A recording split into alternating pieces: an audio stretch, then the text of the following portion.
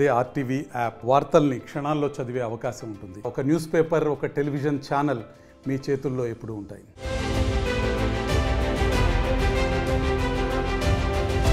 ఎన్నికల్లో ఇచ్చిన హామీల అమలుపై స్పీడ్ పెంచింది రేవంత్ సర్కార్. 6 గ్యారంటీల్లో మరో 2 గ్యారంటీల అమలుకు శ్రీకారం చుట్టింది. 500కే వంట గ్యాస్ సిలిండర్, 200 యూనిట్ల ఫ్రీ కరెంట్ స్కీమ్ ను ప్రారంభించారు సీఎం రేవంత్ రెడ్డి. అయితే ఈ 2 పథకాలకు కొన్ని కండిషన్స్ పెట్టింది. తెల్ల రేషన్ కార్డు ఉన్నవారికి మాత్రమే ఈ పథకాలు వర్తిస్తాయని స్పష్టం చేసిన ప్రభుత్వం అందుకు సంబంధించి మార్గదర్శకాలు విడుదల చేసింది. 500కే సిలిండర్ పథకానికి అర్హతగా 3 ప్రమాణాలను నిర్దేశించింది.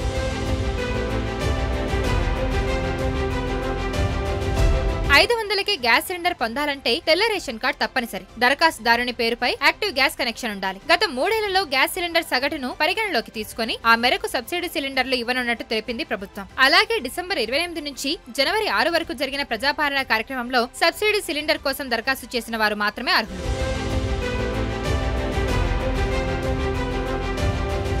ఇక వినియోగదారులు ముందుగా సిలిండర్ కు పూర్తి మొత్తాన్ని చెల్లించాలి. ఆ తర్వాత ఈ సబ్సిడీ మొత్తాన్ని ప్రభుత్వం గ్యాస్ కంపెనీలకు అందిస్తే గ్యాస్ కంపెనీలు వినియోగదారులకు డీబీటీ ద్వారా వారి బ్యాంక్ అకౌంట్ లో జమ చేస్తారు. అయితే సిలిండర్ కు 500 మాత్రమే చెల్లించి సిలిండర్ ను అందుకునే విధానాన్ని భవిష్యత్తులో తీసుకొస్తామని తెలిపింది ప్రభుత్వం. అర్హులైన లబ్ధిదారులకు 500కి గ్యాస్ సిలిండర్లు అందేలా జిల్లా కలెక్టర్లు క్షేత్రస్థాయిలో అధికారులకు ఆదేశాలు ఇవ్వాలని స్పష్టం చేసింది. ఈ పథక అమలు ప్రజలకు అవగాహన కల్పించే కార్యక్రమాలను కలెక్టర్ పర్యవేక్షించాలని సూచించింది.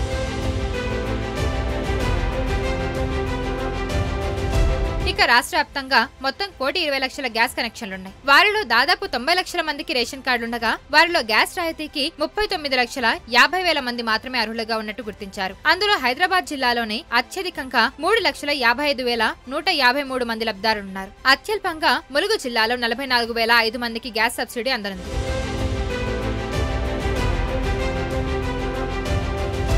మరిన్ని వీడియోస్ కోసం ఛానల్ ని సబ్స్క్రైబ్ చేయండి. లేటెస్ట్ అప్డేట్స్ కోసం వాట్సాప్ ఛానల్ ని ఫాలో చేయండి.